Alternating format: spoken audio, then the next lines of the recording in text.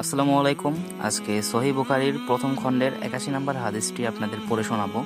আনাস রাদিয়াল্লাহু তাআলা আনহু থেকে বর্ণিত, তিনি বলেন, আমি কি তোমাদের এমন একটি হাদিস বর্ণনা করব যা আমার পর তোমাদের নিকট আর কেউ বর্ণনা করবে না? আমি আল্লাহর রাসূল সাল্লাল্লাহু আলাইহি ওয়াসাল্লামকে বলতে শুনেছি যে কিয়ামতের কিছু আলামত হলো, প্রথমত ইলম ধ্বংস পাবে, অজ্ঞতার প্রসার ঘটবে, মানে মানুষ সঠিকটা বুঝবে না কিন্তু বেঠিকটা ঠিকই বুঝবে, ব্যভিচার ছড়িয়ে পড়বে, আর শেষের কথাটা হচ্ছে স্ত্রী লোকের সংখ্যা বৃদ্ধি পাবে এবং পুরুষের সংখ্যা কমে যাবে। এমনকি প্রতি 50 জন স্ত্রীর দায়িত্ব একজন পুরুষের পরিচালক হতে হবে। আর এই কথাটি হচ্ছে আমাদের প্রিয় নবী হযরত মুহাম্মদ সাল্লাল্লাহু আলাইহি ওয়াসাল্লাম 1400 বছর আগে বলে গেছেন।